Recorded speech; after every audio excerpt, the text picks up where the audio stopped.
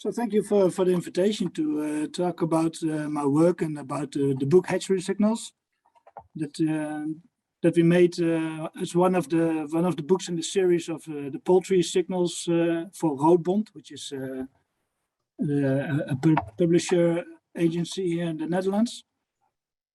A little bit about myself. I'm 50 years old already, and I'm married with Aletta, and we hatched 3 boys. The oldest is already 21. He's living in Switzerland. The other 2 are still in the Netherlands, fortunately. We have a little dog. A bit about myself.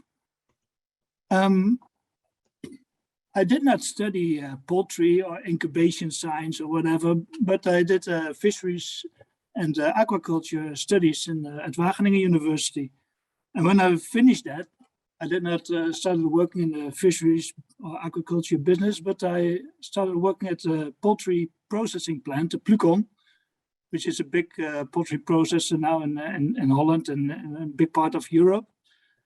But I started working there at the laboratory for Salmonella and Campylobacter control. So that's my first encounter with hatcheries, because hatcheries play a very important role in the logistics of eggs and chicks in the whole poultry chain. After some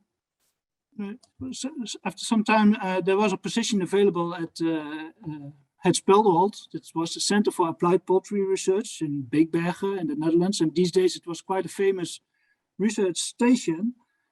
And there was a position available in the hatchery. So as a incubation scientist, there was a position available. And the nice thing about the Speldeholt was that all different chains of the poultry chain were there available. So there was not only a hatchery, but there were a breeder farm, a rearing farm. There were broiler farms. There was a poultry slaughtery facility. So we could do experiments covering the whole poultry chain. So we looked at factors that affected chick quality and performance throughout the chain. So I think that was a very interesting place.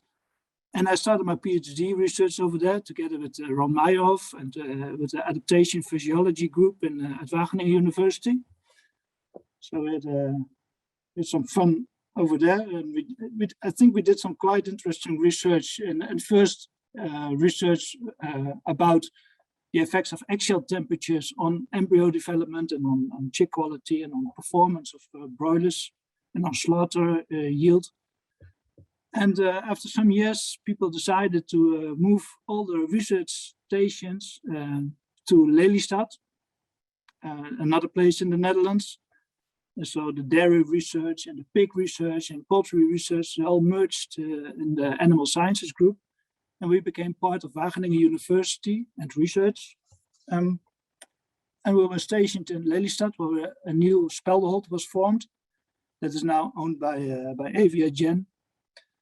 And after some time, the wise men decided to move back to Wageningen. So we had a lot of traveling time going to, I live in Dronten, driving to Wageningen. That was quite intensive time. Well, I started a consultancy agency at hatchability.com and made the website. And I put a lot of information on it about incubation, because a lot of research has been done on incubation.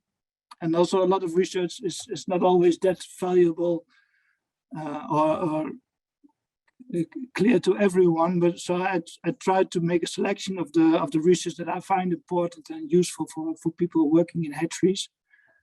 And since 2018, I quit my job at Wageningen University and started to work for ERES, University of Applied Sciences, at the Poultry Research and Education department. And that brought me a lot of rest as well, because I did not have to travel to Wageningen anymore. But that costed about more than 2 hours per day. So I had some time left, and that was the moment to start writing up the book Hatchery Signals. In this presentation, I will also show you some well, some Excel and some calculation tools. And you can find it also on the website hatchability.com under downloads, Excel downloads. So if you want to do these calculations yourself in an easy way, it is, you just download these files and you could do it yourself. So the book Hatchery Signals, it is based on the concept introduced by Roodbond, and it is based on the principles of look, think, and act. So you look at things, you think what is going on, and you act accordingly to make it better. And this is typically the mind of a hatchery manager. So he's thinking, okay, there's an egg, there's a living embryo in it, and what can I do to provide the most optimal conditions to that embryo? And at the same time, it's not only one embryo, no, it's 50,000 or even more embryos inside an incubator. So he wants to create uniform conditions to provide all the embryos the most optimum conditions. And of course, a lot of things go on in the egg. So the embryo starts developing. You see all kinds of structures being formed. They develop, and they develop into new structures. So you can go into very much of details.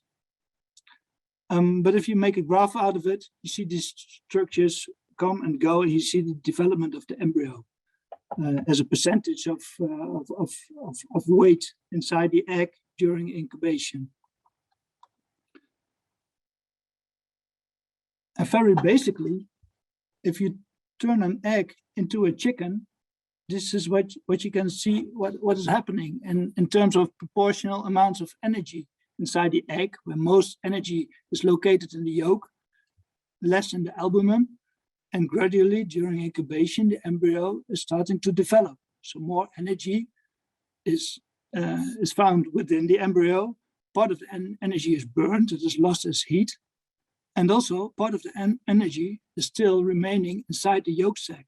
So the chicken, and I think that is important to realize, the chicken is not only made out of body tissue, it is also it also has a fair amount of energy still left in the yolk sac. So that yolk sac that is withdrawn into the body cavity at the end of incubation, and the amount of energy that is still inside the yolk is also a measure for the quality of the chicken, because I think during incubation, most of the energy and the nutrients should be utilized by the embryo to grow and to develop, and it should not be stay behind inside the yolk sac at hatching. So if you look at this picture, you see a scout with a small bag of nutrients, or you have a smaller one with a big residual yolk sac on his back. This is quite a big difference in terms of quality. They may in total weigh the same, and this also applies for chickens. So very basically, the whole incubation process, it comes down to this picture. There's an egg. Well, an average egg weighs maybe 60 grams.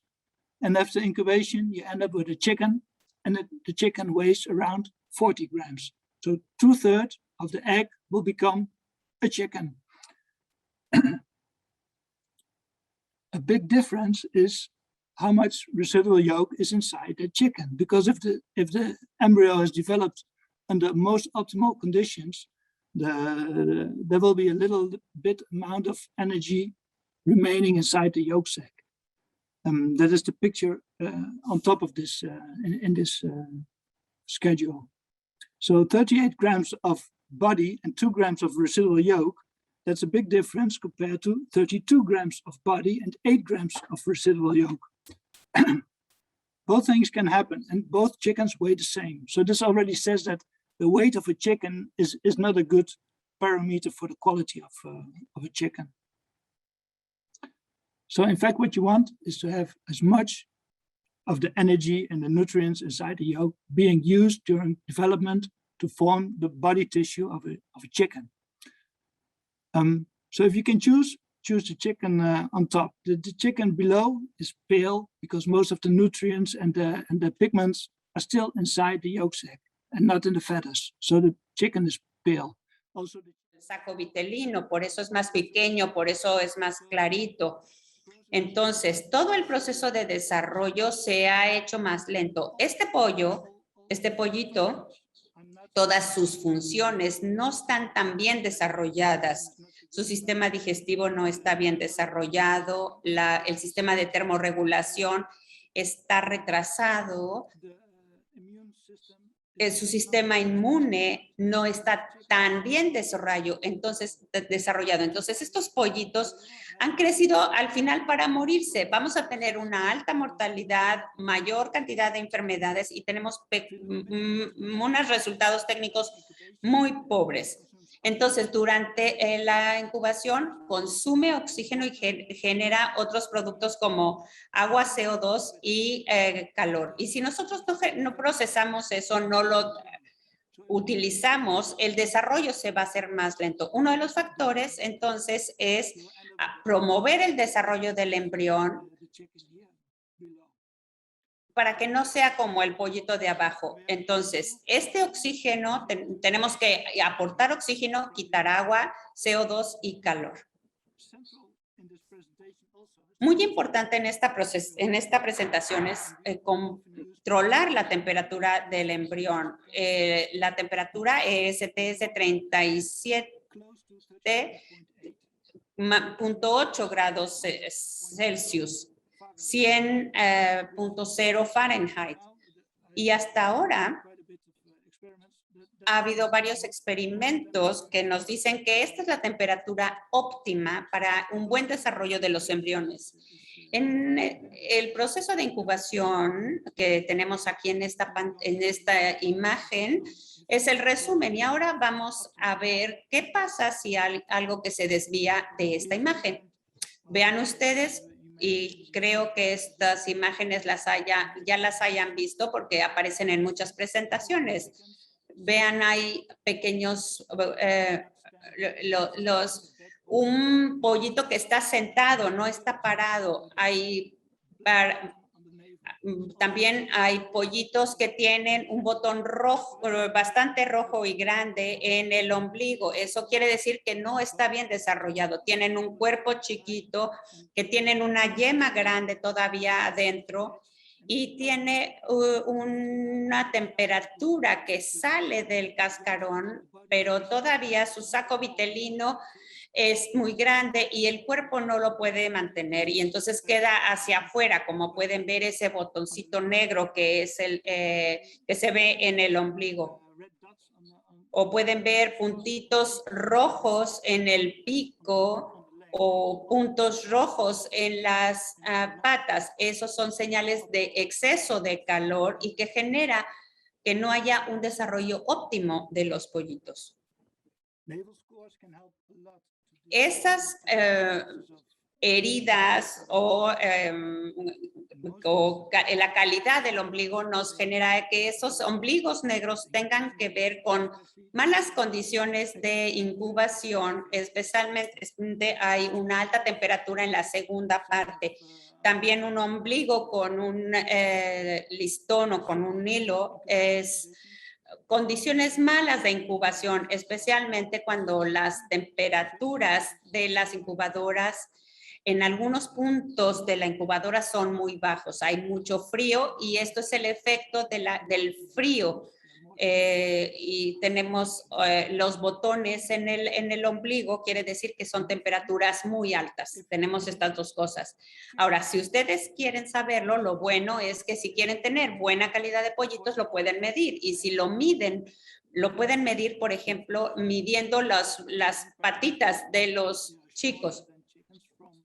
Los pollos de huevos chiquitos, bueno, pues son más chiquitos, obviamente, pero si son pollos de huevos más grandes, serán más grandes. Pero hay una relación directa.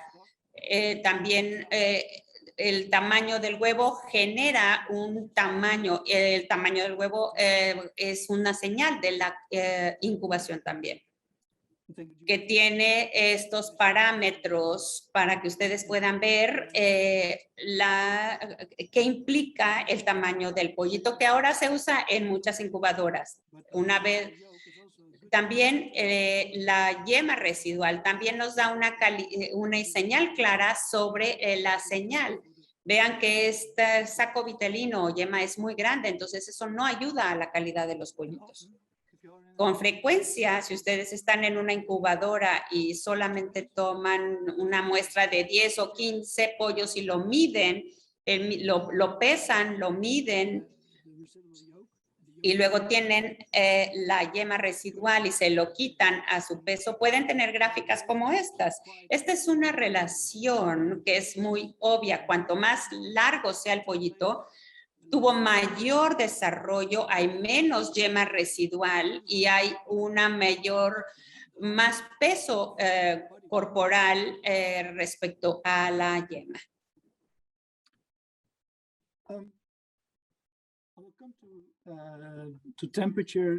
Cuando hablamos de temperaturas que se encuentran en las incubadoras, la investigación que nosotros hicimos a principios de los años 2000 se basaba en las diferencias en las incubadoras monoetapa y multietapa.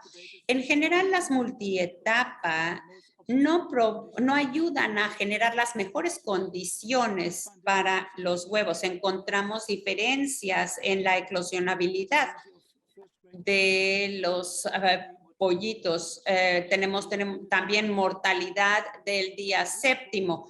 Entonces, el desarrollo total de estos pollitos en general fue menor. En estas máquinas multietapa, la idea es que tengamos una máquina en donde los huevos más fríos enfrían a los que están más calientes y los más calientes ayudan a enfriar a los más, a calentar a los que están fríos, ¿no? Entonces hay que generar se genera muchísimo calor y hay veces que tenemos huevos muy sobrecalentados que tienen menos de 15 días de edad embriónica y huevos más pobres en calidad en un principio.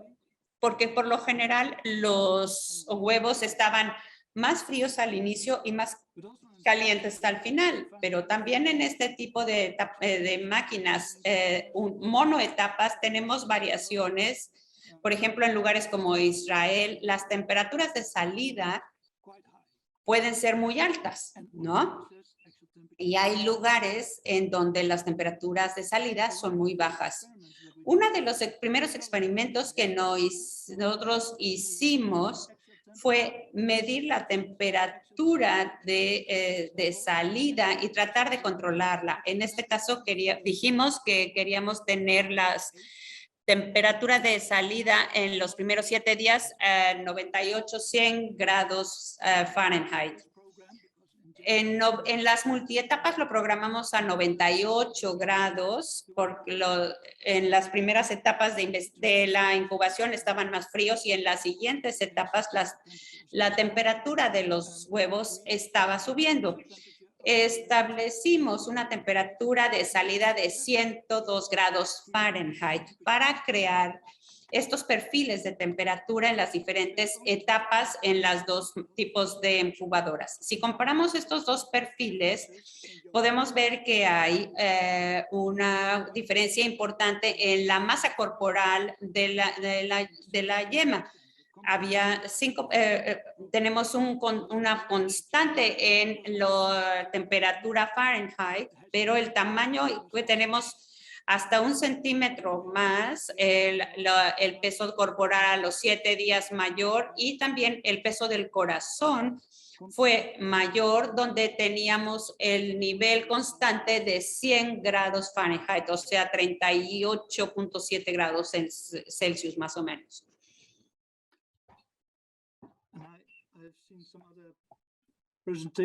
Hemos visto algunas otras presentaciones en estas series de webinarios donde hablan de que si aumentamos la temperatura de los huevos para la producción, se aumenta también la producción de los huevos. Entonces, si ustedes se acuerdan, la imagen después de la fertilización de las yemas, parece que hay mayor producción de calor, pero también más peso en la yema. Pero no sucede esto siempre, porque si ustedes incrementan la concentración de oxígeno, por ejemplo, y tienen huevos muy calientes con mayor oxígeno, no necesariamente tenemos una base de yema mayor, pero eso no se traduce en una mayor masa de la yema. Entonces, este es más o menos la temperatura óptima cuando estamos después de 37.8 grados centígrados. Tenemos mayor producción de calor, mayor concentración de oxígeno y eso ayuda al embrión a desarrollarse mejor, pero no podemos compensar con la temperatura de salida mayor. Una temperatura de incubación demasiado alta en la segunda fase, tenemos problemas con una calidad de ombligo muy mala, un menor peso de la yema, patas separadas, reservas de glicógeno más baja, un mayor ácido láctico y una formación muy pobre de los huesos. Todo eso se puede relacionar con una mayor temperatura durante la segunda fase de la incubación. Quisiera recorrer con ustedes algunos de los principios de la incubación artificial para que podamos ver dónde aparecen estos problemas principales. En primer lugar, es importante darnos cuenta que la calidad del huevo es un resultado de varias cosas, pero por supuesto lo primero es la calidad del huevo. Es de suprema importancia para que tengamos pollitos adecuados. Empezamos con una buena calidad de huevo, una buena calidad de cascarón. Entonces, esta calidad del cascarón, luego tenemos la gente que trabaja con los huevos, con los materiales, con las máquinas, que tienen una influencia muy importante en el resultado. Y después tenemos la tecnología, las máquinas, el equipo de transporte, de movimiento, todo esto es lo que tiene un efecto en la calidad de los pollos. Esos son los tres elementos, estos tres factores que finalmente nos van a generar buenos o malos resultados. Los principios básicos se relacionan, 1, con temperatura, 2, con girarlo, 3, con la humedad relativa y 4, el intercambio de gas o la ventilación dentro de la incubadora. Por ejemplo, yo ya vi un webinario sobre cómo girar los huevos, que es un elemento crítico, porque si no los mueven, van a tener muy malos resultados. La temperatura, la ventilación, el intercambio de gas, que nos van a determinar los resultados finales. Empezamos con la producción de calor de los embriones. Al principio de la incubación no hay ningún tipo de producción de calor. Es hasta 7, 8 días cuando empezamos a ver el incremento en la producción de calor y vean que de repente se lanza, crece muchísimo hasta el momento en que hay empiezan a picar donde necesita oxígeno, donde hay la producción y tenemos esta curva, estos picos de producción de calor. Durante la parte de planicie, podemos ver que podemos tener más o menos 150 MW, pero cuando ya está casi listo, puede llegar hasta 300 miliwatts de calor, que es lo que genera el embrión. Cuando empieza a metabolizar la energía, los nutrientes, etcétera, la producción de calor se puede duplicar de nuevo hasta 500 o 600 miliwatts. Eso es algo que tenemos que tener en cuenta cuando estamos alimentando a los pollos, producen más calor. Entonces, tengan cuidado con el calor que aplican ustedes en las incubadoras. Hay unas diferencias también entre las gallinas ponedoras o los pollos de engorda. Muchas veces tenemos las diferencias en las líneas. Los huevos, por ejemplo, de 60 gramos de las gallinas ponedoras pueden producir 150 miliwatts. Ustedes pueden decir, bueno, más o menos generan los mismos, los huevos del mismo tamaño. Bueno, cada gramo adicional agrega 1 miliwatt al calor total. Entonces, es un elemento importante para determinar cuánto calor generan estos huevos. Porque, de hecho, todo el proceso de incubación es un equilibrio para lograr una buena temperatura. Si se aumenta la producción de calor, pero no se compensa con la pérdida de calor, vamos a tener un aumento en la temperatura. Al igual, si la pérdida de calor es mayor que la producción de calor y no se corrige, va a bajar la temperatura del embrión. Entonces, tenemos que mantener un equilibrio entre la pérdida de calor y la producción de calor. Y hemos visto que eso es muy importante en las etapas de desarrollo del embrión. En términos de producción de calor, si ustedes no mueven los huevos, no van a tener ese cambio de calor y necesitan, si no mueven los huevos, necesitan ir cambiando la temperatura de la máquina para poder tener estos cambios de la temperatura. Hay diferencias también entre las razas de las gallinas, de los tipos de huevos que afectan también la producción de calor. Entonces, si hay una cantidad alta de CO2, pues a lo mejor va a bajar la producción de calor. Hay un montón de factores que afectan la producción de calor. Por otro lado, la pérdida de calor que se pierde, por ejemplo, a través de evaporación, se pierde peso durante la incubación. Hasta los días 18 pueden perder hasta 10 o 12% de su peso en agua que se evapora a través del cascarón y enfría el huevo de cierta manera. Otra forma de perder calor es con la transferencia de calor. Hay 3 factores que afectan esto, que es la temperatura, la diferencia en temperatura, la temperatura de la máquina y la temperatura externa. Entonces hay esta diferencia y se pierde calor del huevo. La capacidad de calor que se ve influenciada con la humedad relativa, aunque no es un gran factor, pero también tenemos la velocidad del aire. Esa sí tiene una influencia importante en la pérdida de calor de los huevos. Entonces, cuanto mayor sea la pérdida de calor, necesitamos una velocidad del aire que nos ayude a evitarlo, pero también necesitamos tener más o menos una temperatura uniforme en toda la incubadora. Entonces, en este equilibrio, queremos tenerlo bien equilibrado para que tengamos más o menos una temperatura de 37.8 grados centígrados, considerando todos los factores.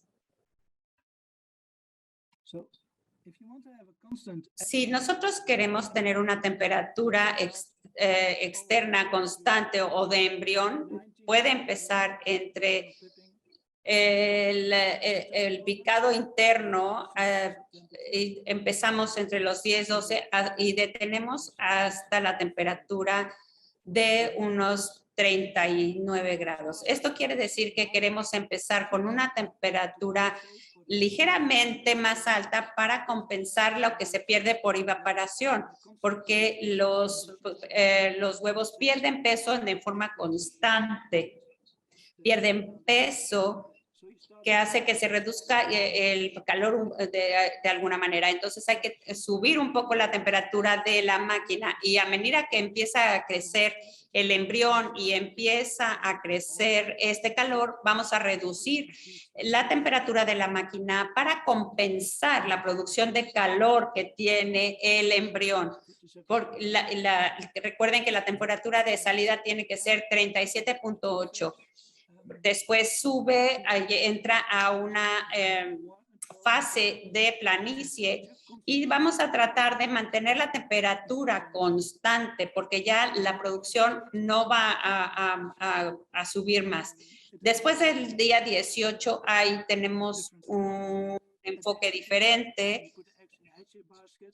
Cuando las ponemos en las canastillas de eclosión, podemos mantener esta temperatura a 39 hasta que empiecen a picar internamente.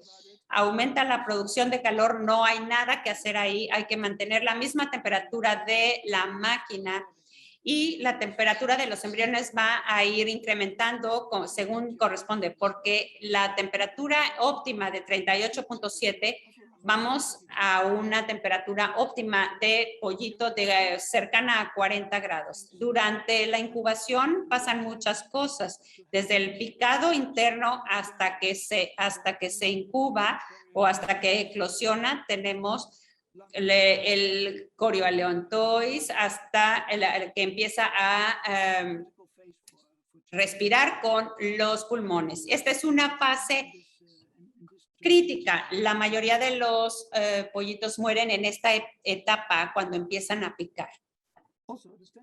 También la temperatura de estos embriones va cambiando. Hay muchos cambios. Antes del picar era 37.8. En las canastillas de eclosión, vean que la temperatura de los pollos aumenta casi hasta los 40 grados.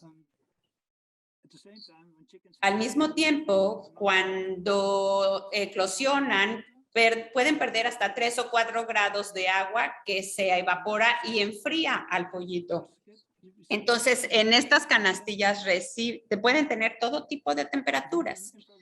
Si usamos un termómetro infrarrojo, pueden ver que tenemos pollitos fríos, más calientes.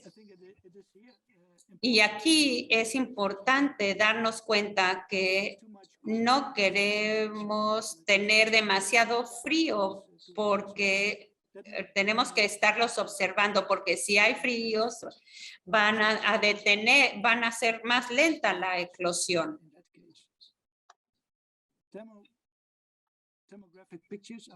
Las imágenes termográficas son una forma muy buena de mostrar las diferencias de temperatura en las máquinas y en las canastillas, incluso en la granja. Una manera de medir las temperaturas, y probablemente ustedes ya los conozcan, pero recuerden que la temperatura del cascarón y la temperatura del pollo es un elemento muy importante para el buen desempeño de los pollitos.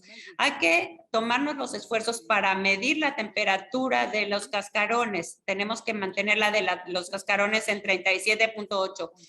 La de los pollitos entre 40 y 40.5 grados centígrados durante los primeros días al menos. Hay que estarla checando y tener un entorno que apoye estas temperaturas. Utilizar termómetros pequeños o infrarrojos. Estos termómetros pequeños los pueden comprar en cualquiera de las tiendas especializadas. Son bastante buenos y nos ayudan a medir bien las temperaturas tanto de los cascarones, de los huevos, como de los pollitos. Podemos darnos cuenta, obviamente, que la temperatura de los huevos nunca es uniforme. No hay ninguna incubadora que tenga una temperatura de cascarón uniforme. ¿Por qué? Pues porque siempre existen variaciones. Hay algunas incubadoras que pueden funcionar mejor con una temperatura ligeramente más alta, especialmente cuando hay huevos que están en lugares demasiado fríos para un desarrollo óptimo. Hay algunos puntos donde están muy fríos y que les va a tomar más tiempo eclosionar. Si abren la puerta y si ustedes los sacan de la incubadora y estos huevos no están listos, pues los vamos a perder. Hay veces que queremos incubar a una temperatura promedio un poquito más alta para evitar este arrastre de los lugares fríos. El hecho de que algunos huevos también se pueden calentar demasiado, eso es un hecho, porque hay huevos que ya eclosionaron, pero que su calidad no es tan buena, porque no estuvieron en una temperatura constante de 38.7. La uniformidad de las temperaturas que se apoya durante la incubación, por ejemplo, también tenemos que contar con la pérdida de peso y también la uniformidad entre los huevos. Hay veces que la gente dice, bueno, quiero un peso promedio de más o menos 10%. Bueno, eso está bien, pero podemos ir desde el 5 al 15% de diferencia. Entonces, es la uniformidad de los huevos lo que va a ayudar a la uniformidad de la eclosión. Y ustedes van a ver cómo hay pollitos que se ahogan, que tienen la panza bien hecha, pero hay otros pollos que son más chiquitos y están deshidratados. Entonces, ninguno de los dos extremos está bien. Cualquier cosa en el medio, entre 5% y 15%, estará bien. Entonces, sí tenemos que considerar que habrá estas variaciones. Vamos a ver un pequeño ejemplo de cálculo, por ejemplo, para una incubadora con 57,600 huevos estándar, más o menos un peso de 60 gramos, que pierden en promedio 12% de su peso, y podemos calcular cuánto es por hora. Y una de las preguntas es si importa la fertilidad. Bueno, por supuesto que importa para la producción de calor, pero no para la pérdida de peso.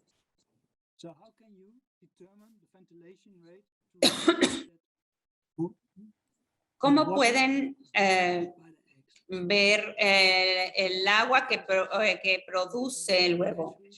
Tienen que checar ustedes en su incubadora que la máquina esté bien calibrada. En ese caso, tenemos que analizar el diagrama de Molière o un programa que nos ayude a calcular cuántos gramos por metro cúbico están disponibles en las diferentes condiciones. A la entrada tenemos 25 grados centígrados, 50% de humedad relativa y el aire va a mantener 11.5 gramos por metro cúbico.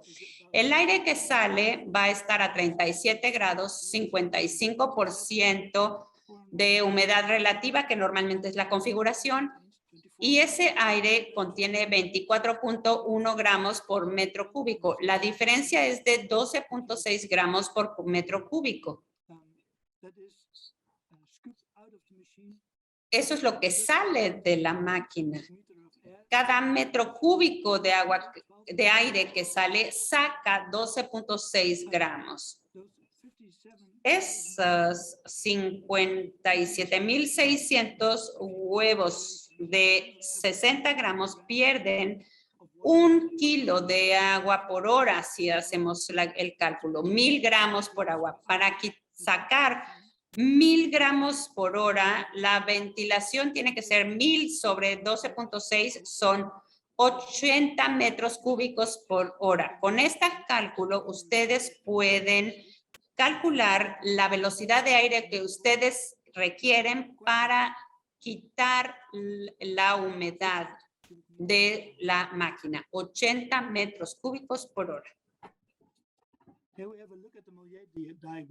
Este es el diagrama Molière Y mucha gente cree que es un poco difícil, pero una vez que lo entendemos es muy útil para entender el proceso de la incubación porque muestra todas las propiedades del aire que se pueden utilizar para los requisitos. Tenemos, por ejemplo, 37 grados Celsius con 55% de humedad relativa, que es este punto de aquí, en esta gráfica, en este diagrama. Contiene 22 gramos por kilogramo de agua. Sabemos que el aire caliente puede tener más agua que el aire frío. Entonces, si bajamos la temperatura aquí a los 26 grados, más o menos 26, 27 grados centígrados. Eso quiere decir que el agua a 27 grados, pero se van a mantener bien si es una incubadora caliente. Cualquier aire o tubo de agua por debajo de 25 grados vamos a generar condensación en los tubos, pero también en los huevos. Y en todo caso, si ustedes tienen condensación sobre las cascarones, eso no es bueno para sus huevos. El agua genera bacterias, infecciones por E. coli. Entonces, la condensación que se lleva a cabo en una incubadora caliente, que normalmente viene del área de almacenamiento, nos va a generar esta condensación. Y si ustedes traen los huevos de un lugar para guardarlos y luego los traen a la incubadora, tienen que darse cuenta que estos huevos, a la hora de que se están moviendo, si se están bajando de 14, 15 grados, vamos a generar condensación. Al utilizar el diagrama de Mollier o las hojas de Excel que nos ayuden a calcular el punto de humedad o la condensación, nosotros podemos ajustar las temperaturas y las condiciones para evitar la condensación sobre los cascarones de los huevos.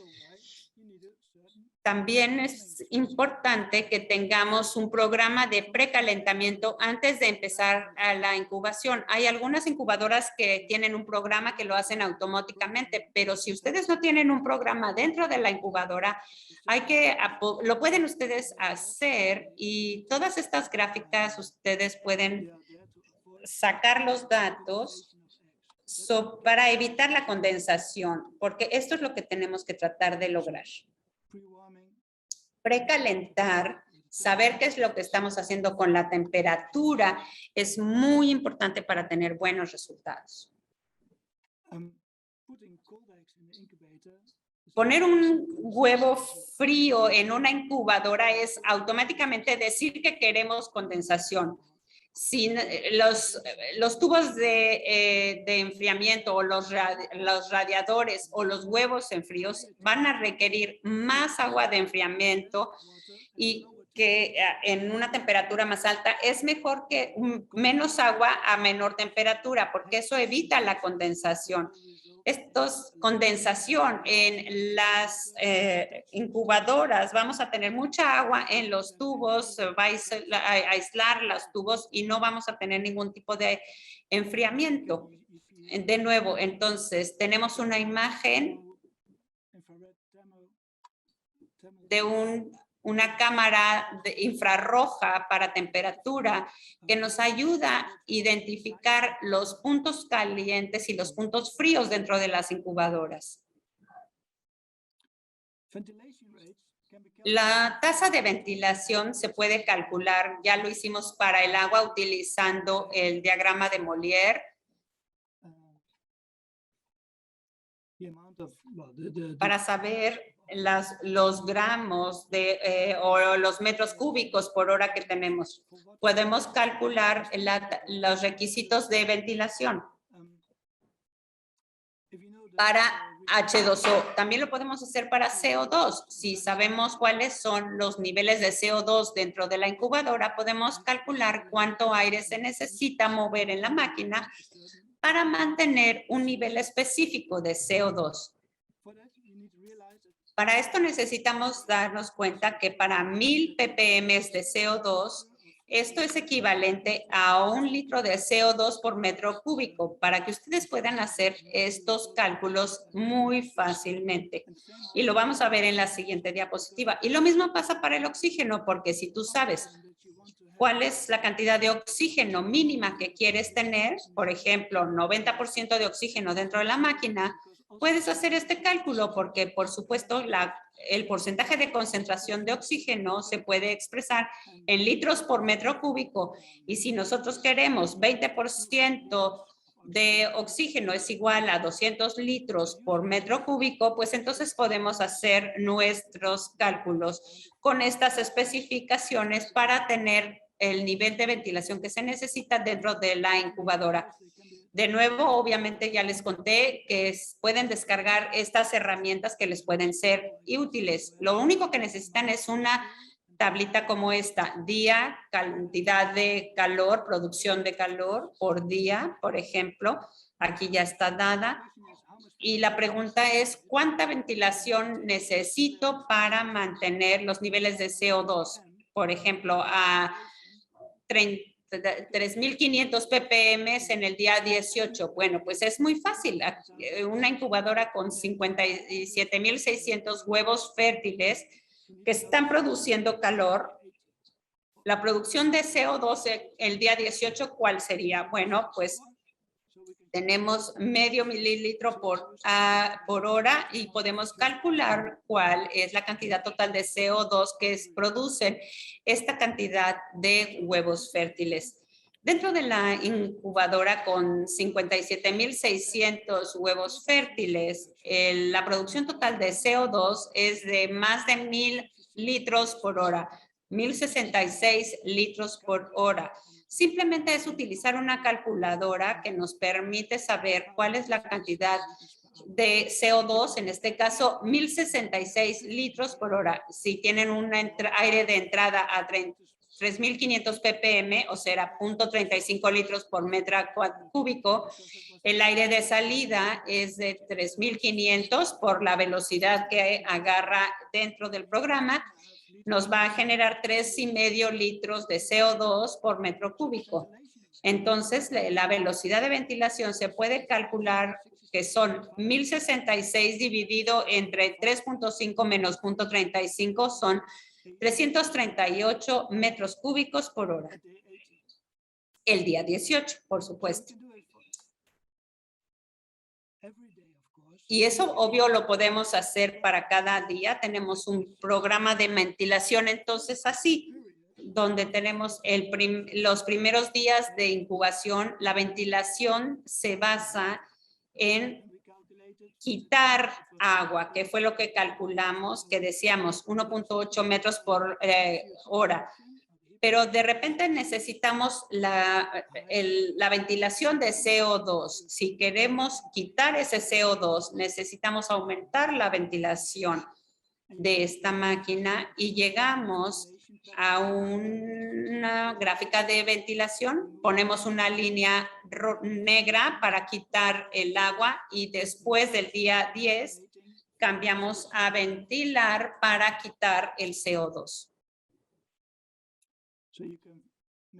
De tal manera que pueden hacer ese cálculo para quitar CO2, para quitar agua, y lo mismo pueden hacer para ventilar oxígeno. Necesito un mínimo de 19% de oxígeno, por ejemplo.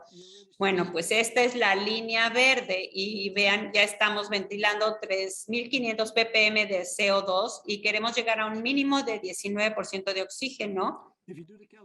Y si hacemos el cálculo para quitar el calor, esta línea punteada que ven aquí, van a ver que necesitamos ventilación para lograrlo.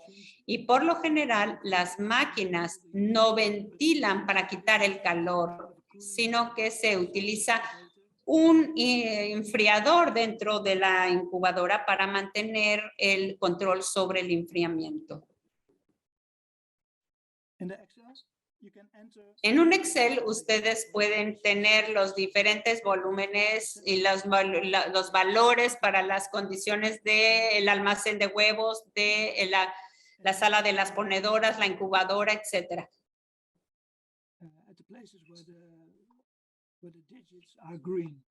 Y ahí es donde tenemos las cifras en verde. Después podemos en rojo hacer los estimados. Y aquí, por ejemplo, saber si hay condensación o no. Si ustedes ponen una huevo de la sala de almacén de huevos de 16 a la sala de las ponedoras de 27, vamos a tener condensación. Sí, si de la sala de ponedoras, una sala climatizada a 27 grados, y la ponen a una incubadora que va a estar a 37 grados con 55% de humedad, no vamos a obtener condensación. Esta es una manera muy segura de poder mover los huevos a la incubadora. Todo lo que esté por debajo de 27 grados nos va a generar condensación. Yo utilizo este programa para calcular los requisitos de ventilación de una máquina y nos va a generar una gráfica como esta. Y estos son los cálculos que nosotros vamos haciendo con producción de CO2, de supuestos de oxígeno, ventilación para sacar agua, ventilación para CO2, ventilación para suministro de oxígeno, para eliminar agua, etcétera.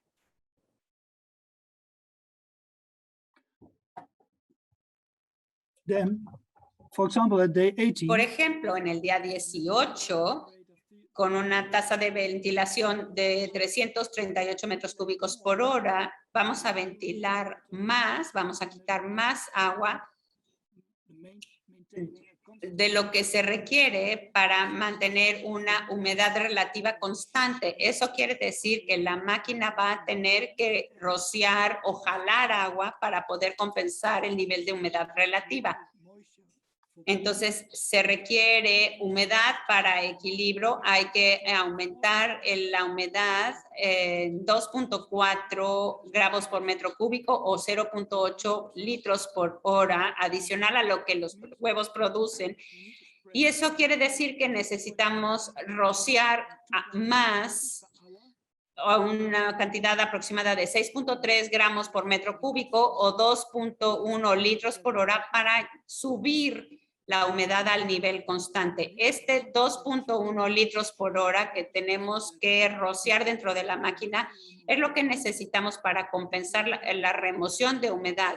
Si hacemos esto, obvio, hay que tener en cuenta que pueden rociar sobre los huevos y entonces tenemos que mover la temperatura. El agua que cae sobre el cascarón los va a bajar la temperatura a 0.15 grados.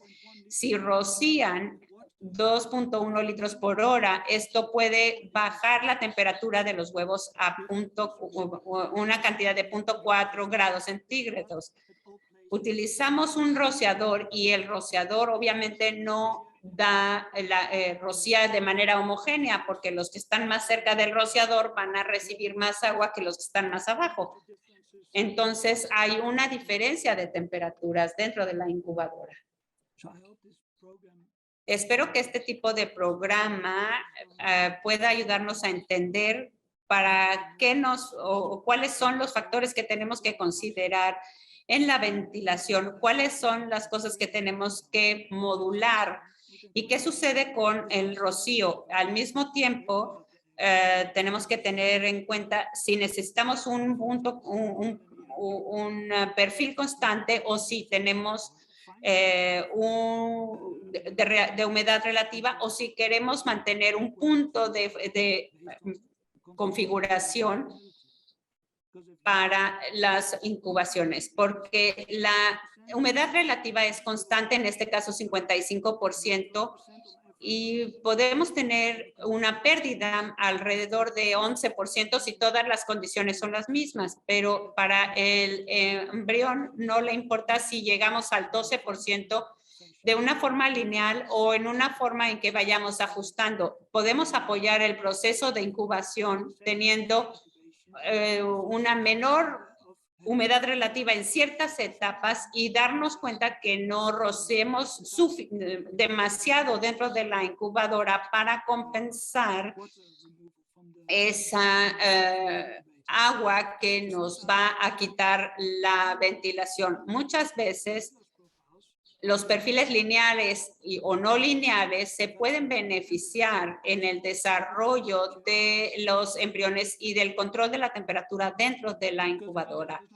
porque los embriones no les importa realmente si esa pérdida de 12 o 10% se logra de manera lineal o no, siempre y cuando el embrión se desarrolle en el momento en que lo tiene que hacer internamente, porque pica a las membranas y los cascarones, obtiene oxígeno adicional de la cámara pegada al cascarón y rompe para eclosionar.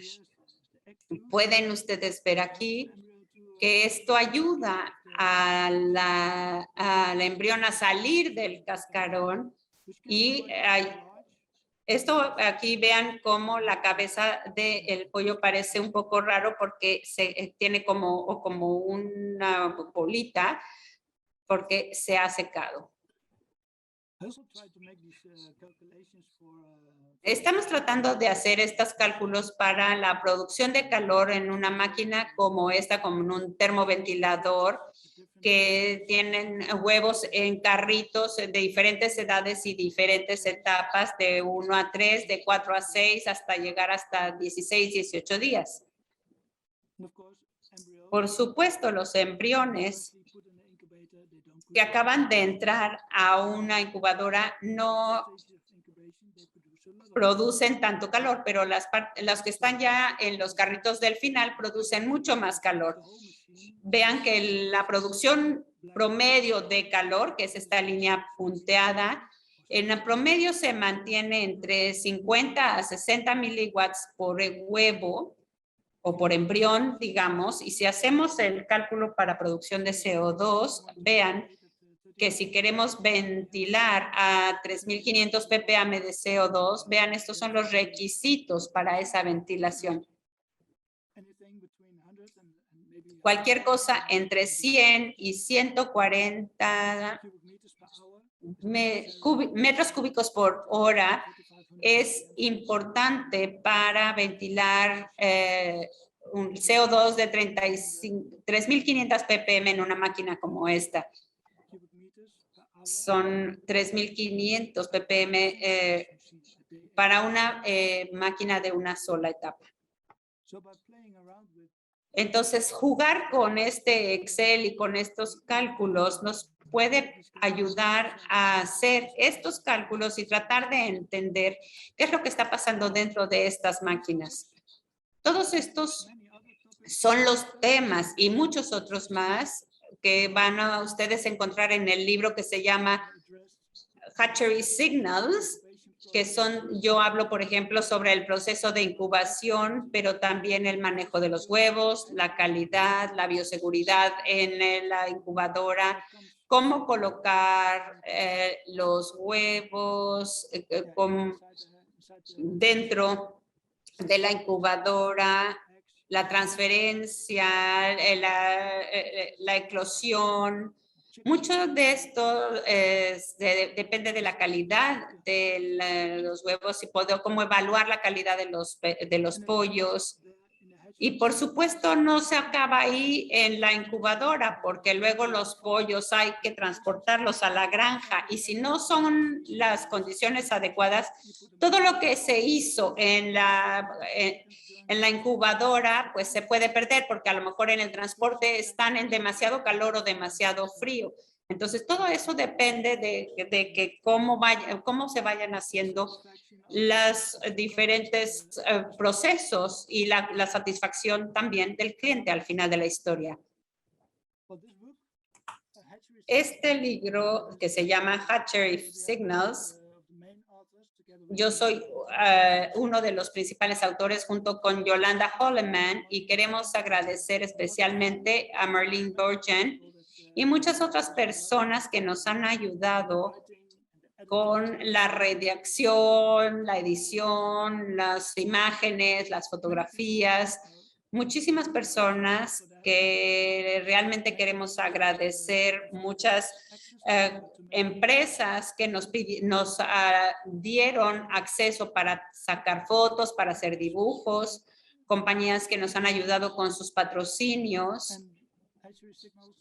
Y Hatchery Signals es uno de una serie que tenemos, por ejemplo, broiler, egg, o sea, panadoras, huevos, pollos, pavos, o sea,